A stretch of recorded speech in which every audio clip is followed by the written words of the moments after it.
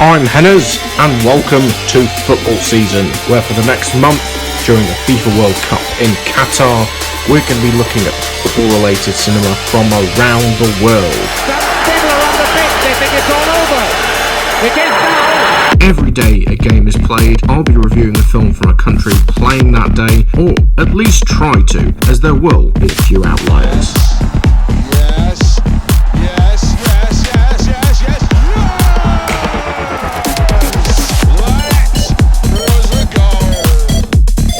Today, Japan stunned Spain to top the group and go through at the expense of Germany, who despite beating Costa Rica 4-2, will be going home during the group stages for the second time on the trot in the FIFA World Cup.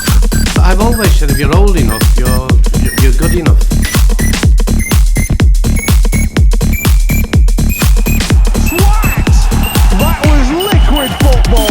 This is for all of those who wish to boycott the World Cup this year and remind them football is life.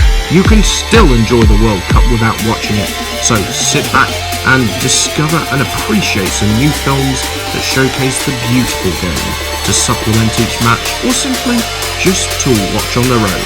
This is football season and it's all about to kick off.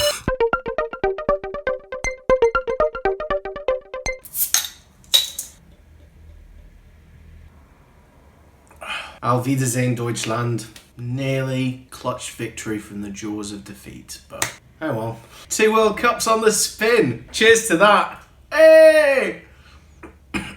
So yeah, given Germany's quite shock exit from the World Cup, we're going to be taking a look at the German film. Well, German-British co-production. The 2018 film, The Keeper. I already know a fair bit about Bert Trautmann, so I don't think this is really going to shock me with any real revelations about his life. Let's go and watch it.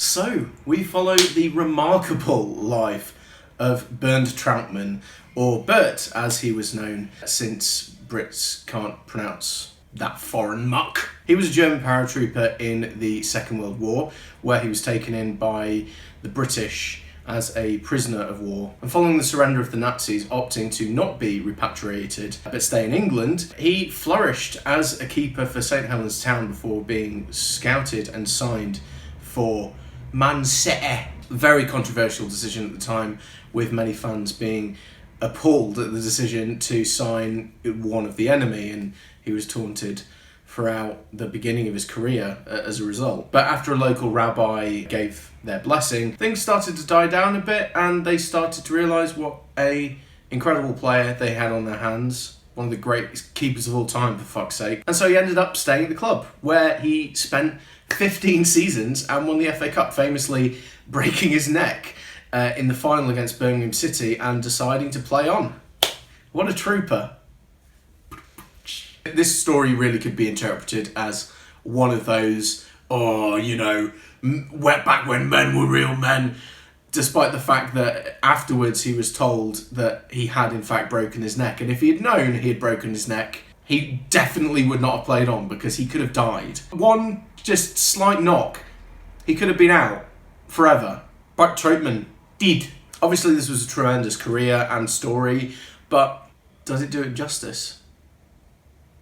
Well, I'd say so. It's a pretty solid biopic. Even if I wish there was more football in it, there is a lot more focus on his home life and his romance as a farmhand with the daughter of his employer, with whom he marries and ends up having a child. It's sufficiently sweet, but there are a few moments harking back to his war days which were pretty shocking, especially concerning a small child, which, if you don't like seeing small children being shot to death in cold blood, but, well, let's be honest, who does, then maybe fast forward that bit. And, I'm a bit of a sucker for the set design and, that period with all the dancing and the music. I picked up on this on the Montevideo God Bless You review, which is set more or less around the same time. And yeah, I love that stuff. It does have the trappings of a typical Sunday afternoon Brit pick, but I don't really mind that, and I enjoy the charm of those types of films. And the cast and the story really do some heavy lifting in an otherwise nuts and bolts drama.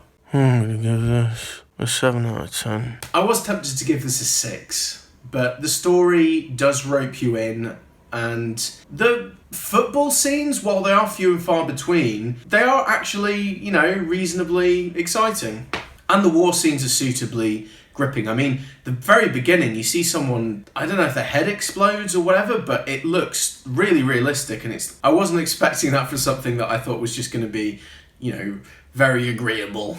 So those are my thoughts on The Keeper. There isn't really much more to discuss, so, sorry if you're expecting a word salad. If you've seen it, let me know what you thought of it in the comments. And also don't forget to like, share and subscribe. You can follow me on Letterboxd for more of my thoughts on film. See you all very soon. Auf Wiedersehen.